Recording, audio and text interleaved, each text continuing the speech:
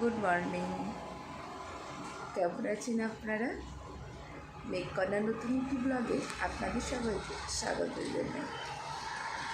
আজ খুব সুন্দর একটা সকাল। যারা যারা ঘুম থেকে উঠে পড়েছেন তারা নিশ্চয়ই বুঝতে পারছেন। আজকের ওয়েদারটা ভীষণ সুন্দর, খুব ভালো লাগছে।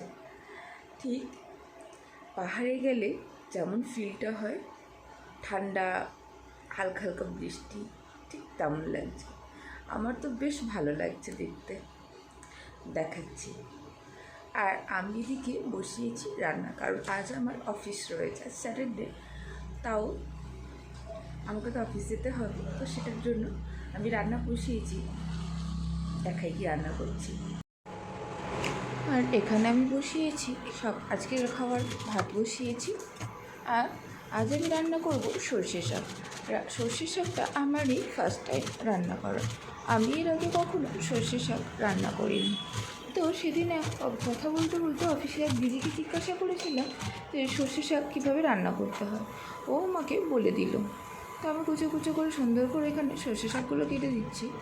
তো তারপর আমি ইউটিউবেও সার্চ করেছিলাম, দেখলাম যে সর্ষে শাক দুরকমভাবে রান্না করা যায়। একটা বেগুন দিয়ে রান্না করা যায়, আর একটা শুধু রসুন দিয়েও রান্না করা যায়। তো আমি আজকে শুধু রসুন দিয়েই করব, বেগুন দিয়ে পরের দিন বানাবো।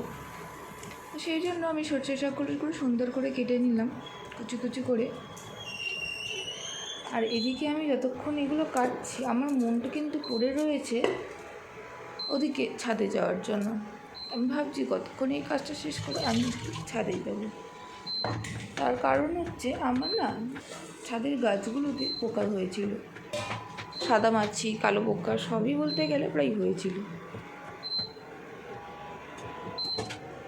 তো সেটার জন্য আমি ভাবছি যে কখন আমি ছাদে যাব, সেটারই প্ল্যান করছি আর কি। তো যাই হোক, তারপরে চলে গেলাম ছাদে। আর দেখো ছাদে এত সুন্দর আজকে একটা পরিবেশ। আর এই যে গাছে পোকাগুলো চলে গেছে। একটা সুন্দর ফুলটা কালকে ফুটেছিল, আজকে আরও সুন্দর। এখানে জবা ফুলের সুন্দর একটা কুড়িও এসছে। আর গাছে লঙ্কাটা দেখেছেন লাল হয়ে গেছে। আর অন্যান্য কুড়িগুলোতে ফল হচ্ছিল না, আমার না তো লঙ্কা হচ্ছিল না, তার কারণে পোকা হয়েছিল। যে আমি গিয়েছিলাম, এদিকে মাথার চুল আমার অল্প অল্প কেটে গেল। এখন তো এই জলটা মাথায় পড়াটা মানে খুব খারাপ। সময় বৃষ্টি তো নিবে, ছাদ আমার বেশ ভালো লাগে। তাই ঘরে